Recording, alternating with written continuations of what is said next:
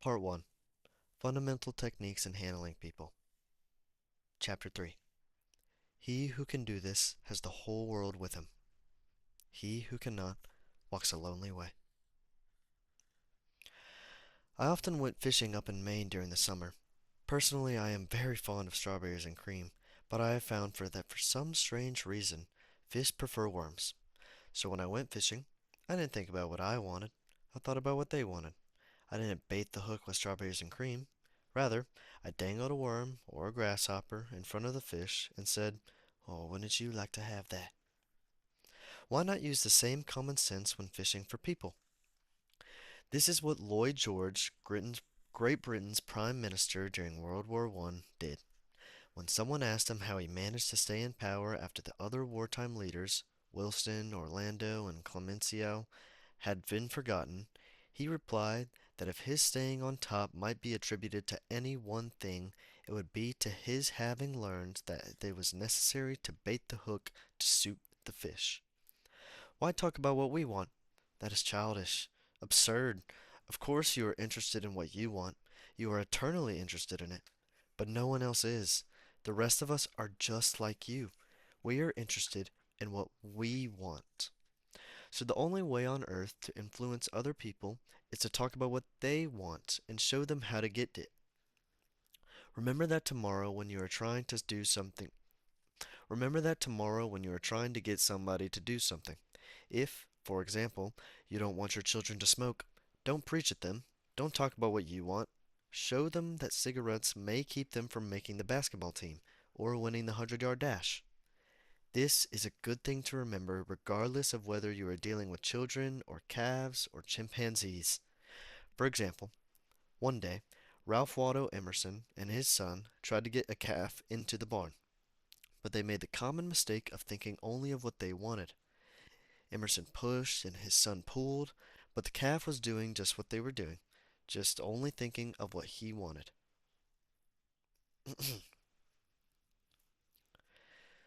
But he, sorry, but the calf was just doing what they were doing. He was thinking of only what he wanted, so he stiffened his legs and stubbornly refused to leave the pasture. The Irish housemaid saw their predicament, and she couldn't write essays or books, but on this occasion at least, she had more horse sense, or calf sense, than Emerson did. She had thought of what the calf wanted, so she put her maternal finger in the calf's mouth and let the calf suck her finger as she gently laid him into the barn. Every act you have ever performed since the day you were born was performed because you wanted something. How about the time you gave a large contribution to Red Cross? Yes, that is no exception to the rule. You gave Red Cross the donation because you wanted to lend a helping hand. You wanted to do a beautiful, unselfish, divine act. I na- oh, and as much as ye have done it unto one of the least of the brethren, ye have done it unto me. If you hadn't wanted that feeling more than you wanted your money, you would not have made the contribution. Of course, you might have made the contribution because you were ashamed to refuse, or because you thought a customer asked you to do it. But one thing is certain: you made the contribution because you wanted something. Harry O. Overstreet, Harry A. Overstreet, in his illuminating book, quote, sorry,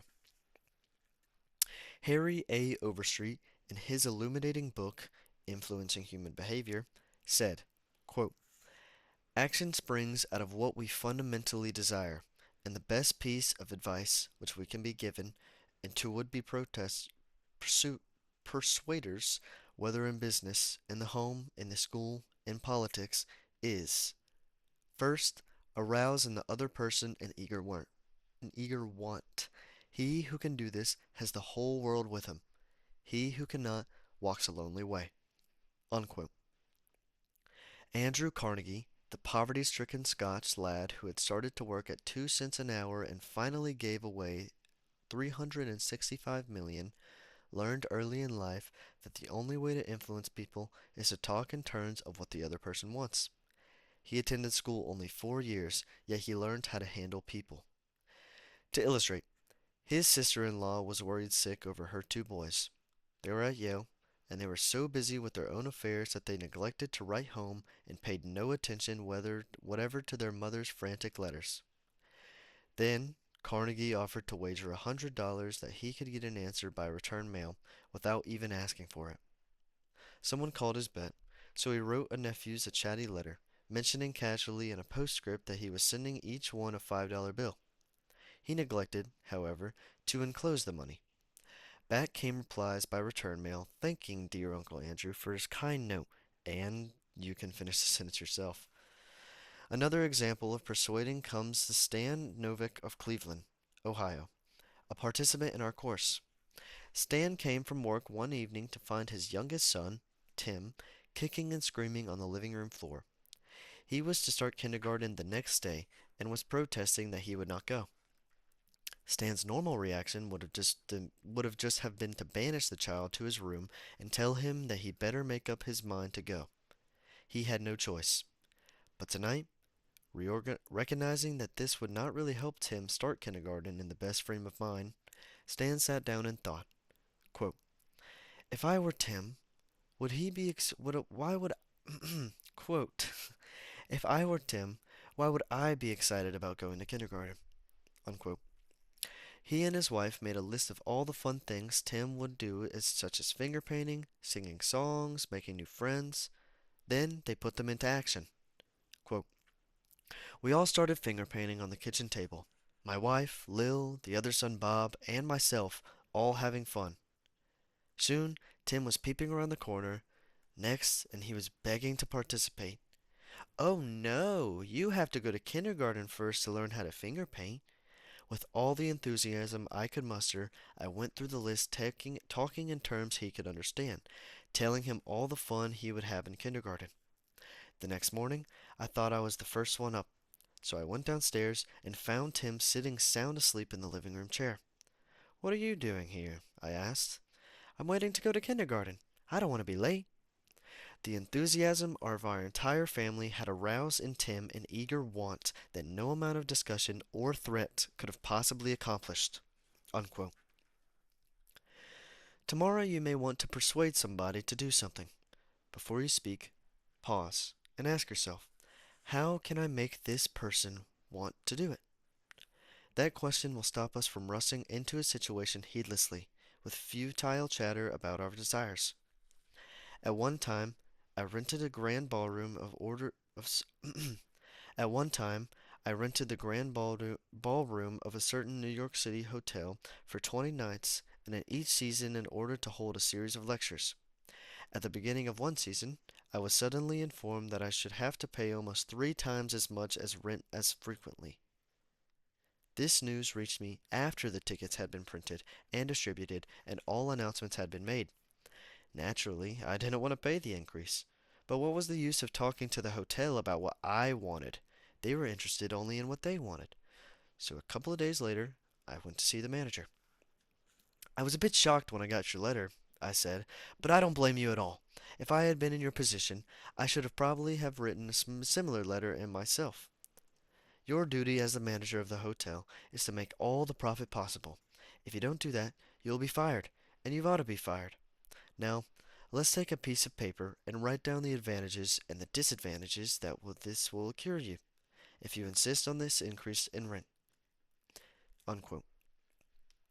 Then I took a letterhead and ran a line through the center and headed one column advantages and the other column disadvantages. I wrote down under the head advantages these words: ballroom free. Then I went on to say, "You'll have the advantage of having the ballroom free to the rent dances and conventions. That is a big advantage. For affairs like that, they will pay much more than you can get for a series of lectures. If I tie your ballroom up for 20 nights during the course of the season, it is to sure mean a loss of some very profitable business to you. Now, let's consider the disadvantages. First, instead of increasing your income from me, you are going to decrease it. In fact, you're going to wipe it all out because I cannot pay the rent that you are asking. I shall be forced to hold these lectures at some other place. There is another disadvantage to you also. These lectures attract crowds of educated and cultured people to your hotel. That is good advertising for you, isn't it?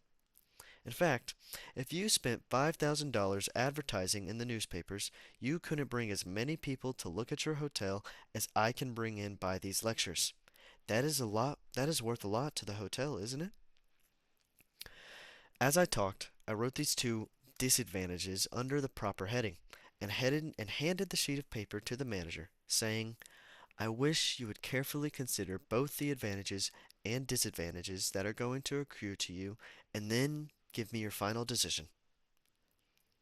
I received a letter the next day informing me that my rent would be increased only 50% instead of 300.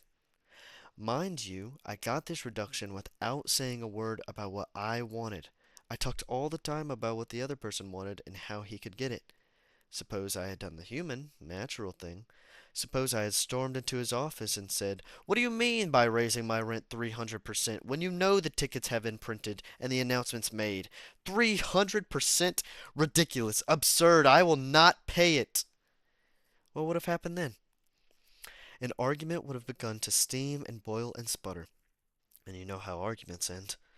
Even if I had convinced him that he was wrong, his pride would have made it difficult for him to back down and give in. Here is one of the best bits of advice I've ever given in the fine arts of human relationships.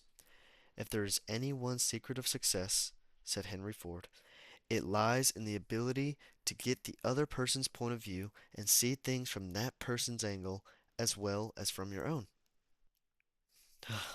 That line's so good, I want to repeat it. If there's any one secret of success, it lies in the ability to get one other person's point of view and to see things from that person's angle as well as your own. That is so simple, so obvious, that anyone ought to see the truth at a glance. Yet 90% of the people on this earth ignore it 90% of the time. An example: look at the letters that come across your desk tomorrow morning, and you will find that most of them violate this important canon of common sense. Take this one, a letter written by the head of the radio department of an advertising agency with office scattered across the continent. This letter was sent to the managers of local radio stations throughout the country. I have set down, in brackets, my reaction to each paragraph. Quote, Mr. John Blank, Blankville, Indiana. Dear Mr. Blank, the blank. oh. Dear Mr. Blank, the Blank Company desires to retain its position in advertising agency leadership in the radio field. Unquote. Who cares what your company desires? I am worried about my own problems. The bank is foreclosing and the mortgage on my house. The bugs are destroying the Hilux. The stock market tumbled yesterday. I missed 8:15 this morning. I wasn't invited to Jones's dance last night. The doctor tells me I've had high blood pressure and nuturius and dandruff. And then what happens? I come to the office this morning, worried, open my mail, and here is some little whippersnapper off in New York yapping about what his company wants. Ugh. If only he realized what sort of impression his letter makes, he would get out to the advertising business and start manufacturing cheap dip. Quote, this agency's national advertising accounts were the bulwark of the network. Our subsequent clearance of station time has kept us at the top of our agencies year after year. Unquote. Oh, so you're big and rich at the top, are you? So what? I don't give two whoops in Hades if you were as big as General Motors or General Electric and as the general staff of the United States Army all combined. If I had much as half sentence of a half-winged hummingbird, you would not realize, or you would realize that I am as interested in how big I am, not how big you are. All of this talk about your enormous success makes me feel small and unimportant. Quote, we desire to service our accounts with the last word on the radio station information. Unquote. You desire? You desire, you unmitigated ass. I'm not interested in what you desire or what the President of the United States desires. Let me tell you once and for all that I am interested in what I desire, and you haven't said a word about yet in this absurd letter of yours. Quote, will you, therefore, put the Blank Company on your preferred list for weekly station information? Every single detail that will be useful into an agency in intelligently booking time. Unquote. Preferred list. Oh, you have your nerve. You make me feel insignificant by your talk about your company, and then you ask me to put you on a preferred list, and you don't even say please when you ask it? Quote, a prompt acknowledges of this letter, giving us your latest doings will be mutually helpful. Unquote. You fool! You mailed me a cheap form letter, a letter scattered far and wide like the autumn leaves, and you have the gall to ask me when I am worried about the mortgage and the hollyhocks and my blood pressure to sit down and dictate a personal note acknowledging your form letter, and you ask me to do it promptly? What do you mean promptly? Don't you know I am just as busy as you are? Or at least I like to think I am. And while we are on the subject, who gave you the lordly right to order me around?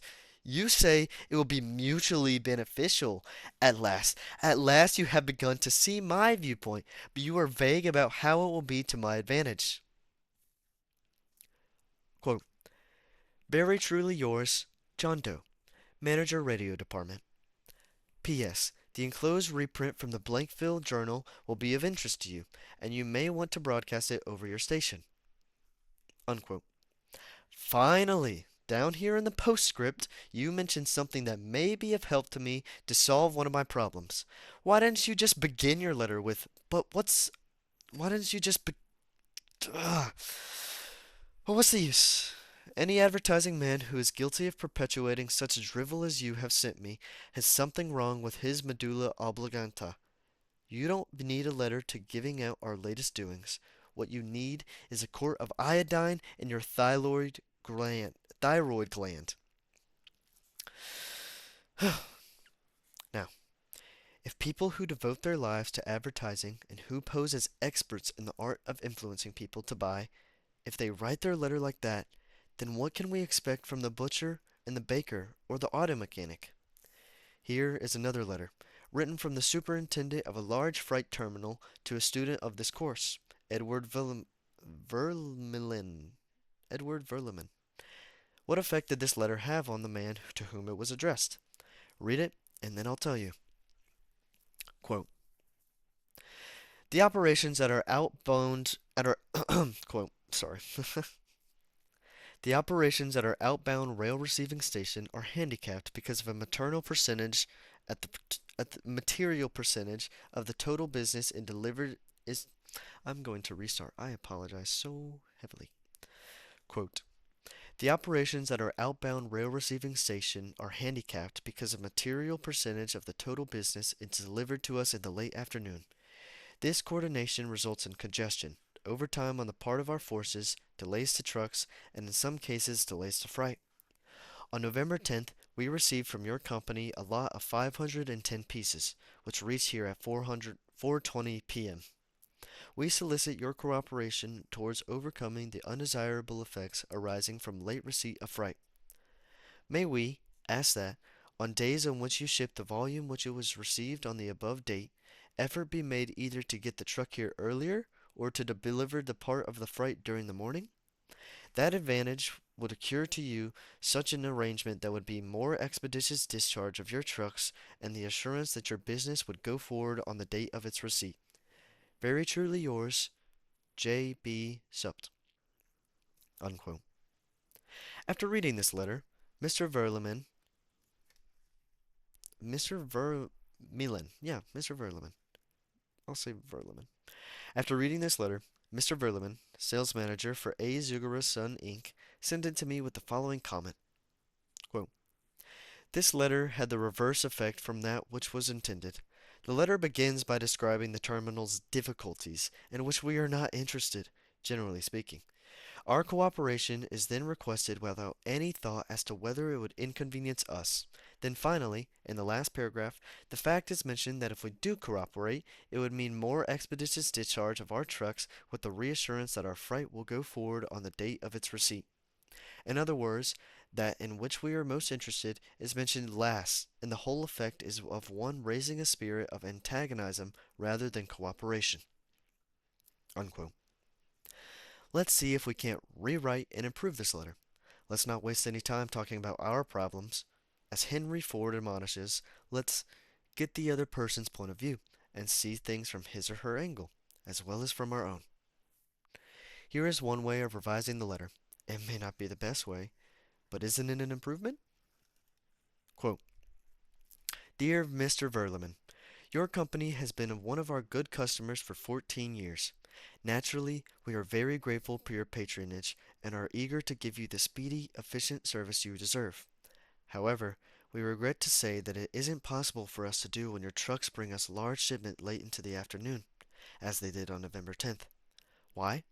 Because many other customers make late afternoon deliveries also. Naturally, that causes congestion, means your trucks are held up unavoidably at the pier, and sometimes even your freight is delayed. That's bad, but it can be avoided. If you make your deliveries at the pier in the morning when possible, your trucks will be able to keep moving.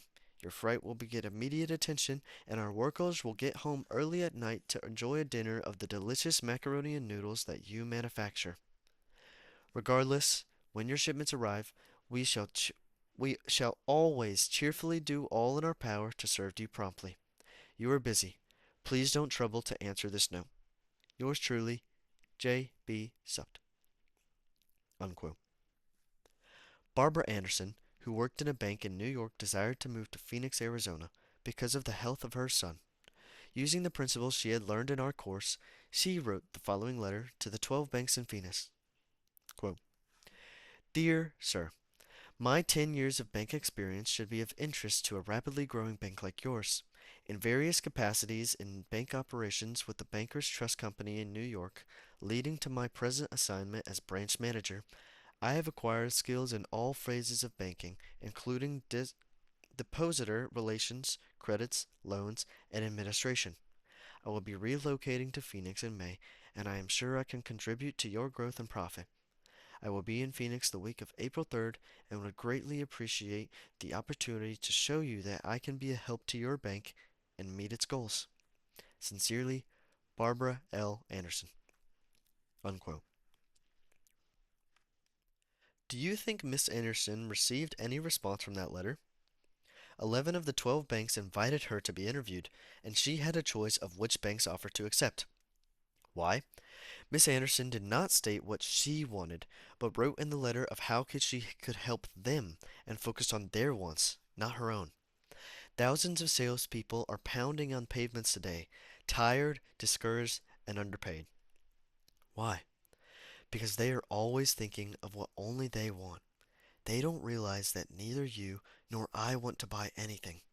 If we did, we would go out and buy it. But both of us are eternally interested in solving our own problems. If salespeople can show us how their services or merchandise will help us solve our problems, then they won't need to sell us. We'll buy. And customers like that will feel that they are buying and not being sold. Yet many salespeople spend a lifetime in selling without seeing things from the customer's angle. For example, for many years, I lived in Forest Hills, a little community of private homes in the center of greater New York. One day, as I was rushing to the station, I enhanced I chanced to meet a real estate operator who had bought and sold property in that area for many years. He knew Forest Hills well, so I hurriedly asked him whether or not my stucco, stucco, stucco, Stucco,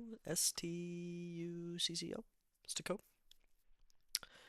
He knew Forest Hills well, so I hurriedly asked him whether or not my stucco house was built with metal lath or hollow tile. He said he didn't know, and told me what I already knew, that I could find out by calling the Forest Hills Garden Association. The following morning, I received a letter from him. Did he give me the information I had wanted? He could have gotten it in 60 seconds by a telephone call, but he didn't. He told me again that I could get it by telephoning, and then asked me to let him handle my insurance. He was not interested in helping me.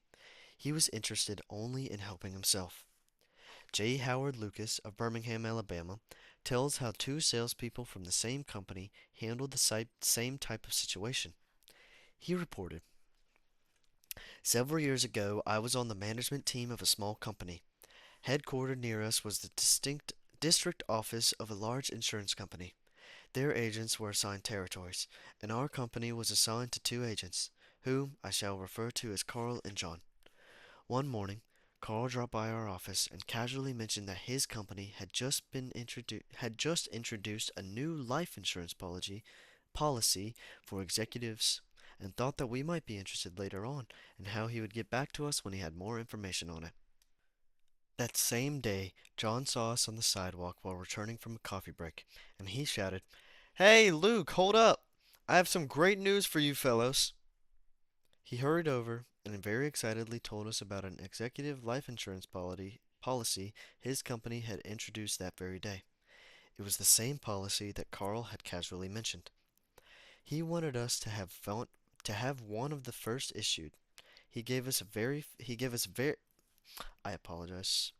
He gave us few important facts about the coverage and ended saying, "This policy is so new that I'm going to have someone from the home office come out tomorrow and explain it. Now, in the meantime, let's get the application signed and on the way so he can have more information to work with." His enthusiasm aroused us an eager want for this policy, even though we still did not have details. When they were made available to us, they confirmed John's initial understanding of the policy, and he not only sold each of us a policy, but later doubled our coverage. Carl could have had those sales, but he made no effort to arouse us in any desire for the policies.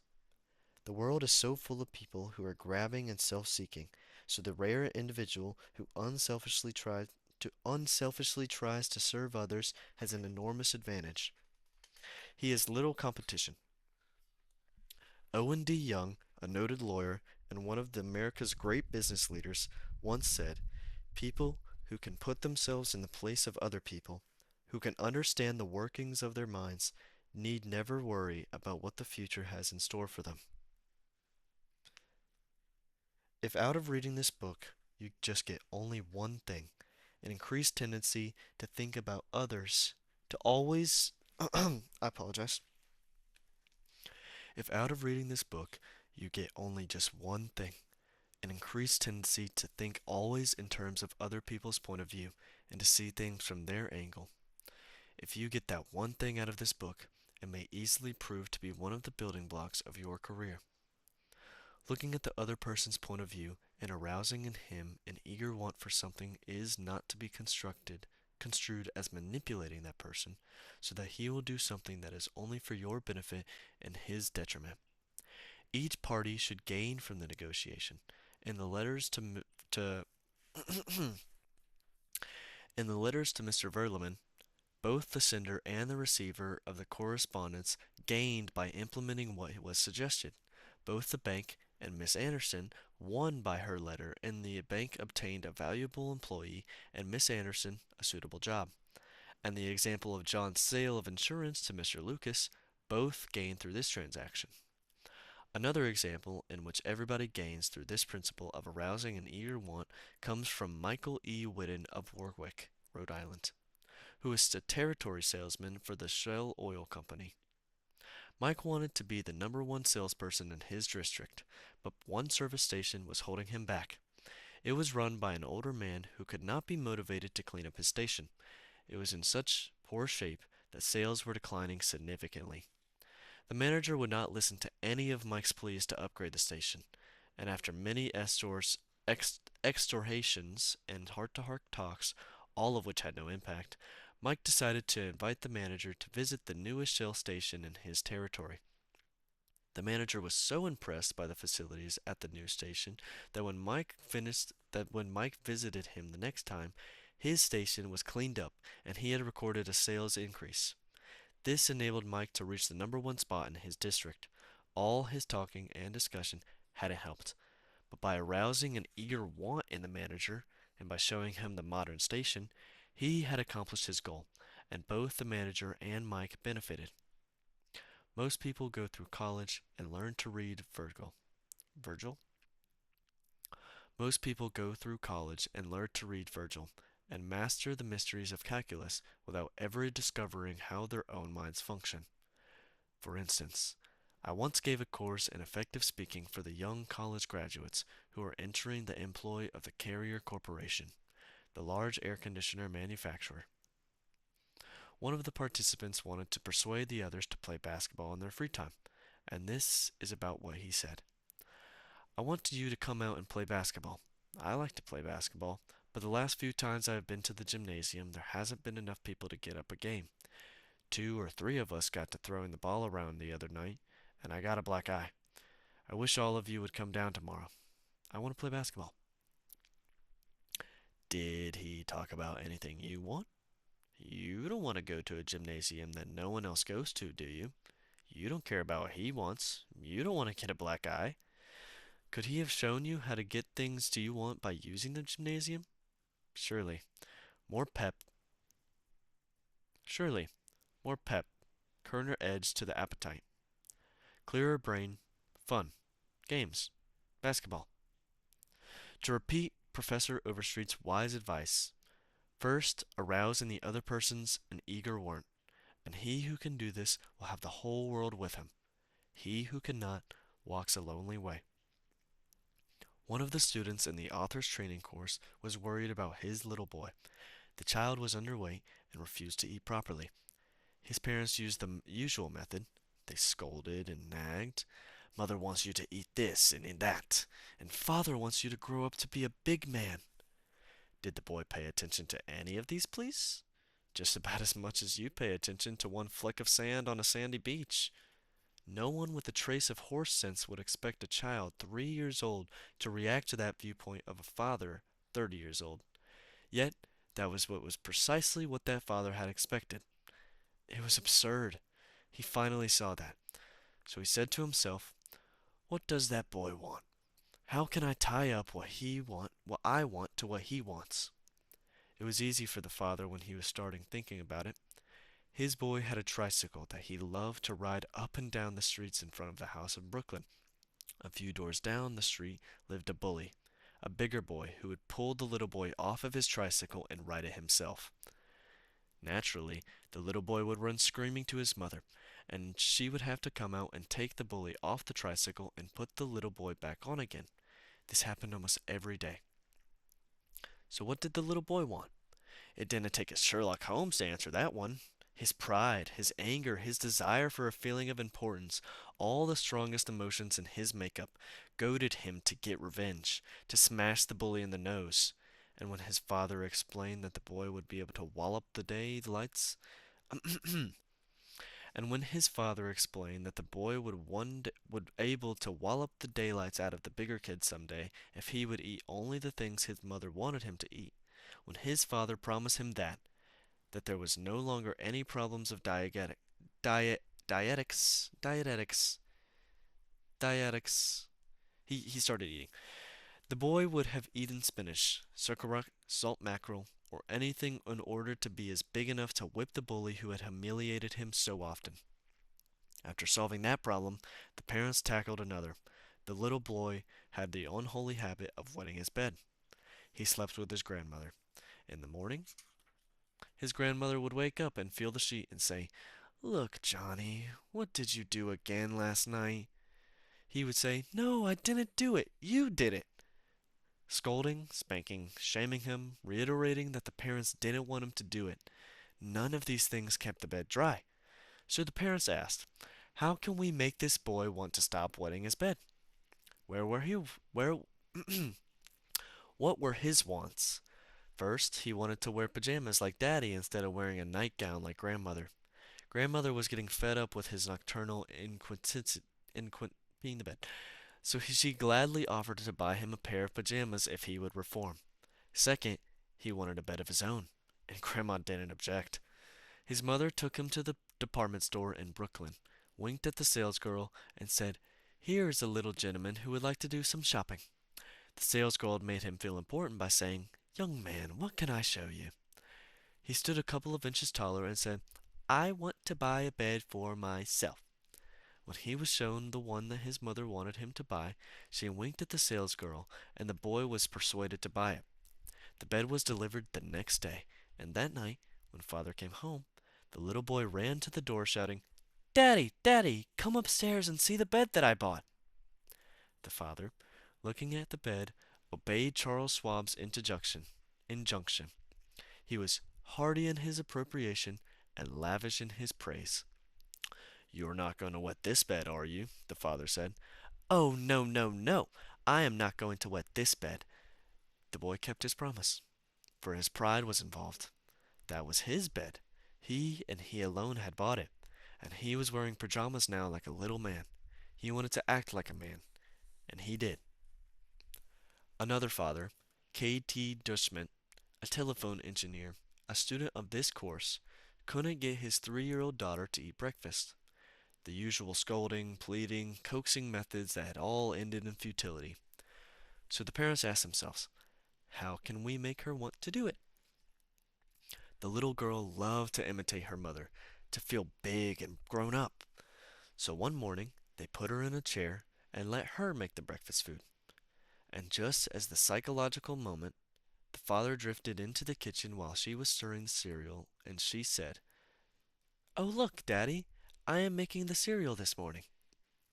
She ate 2 helpings of the cereal without any coaxing because she was interested in it. She had achieved a feeling of importance.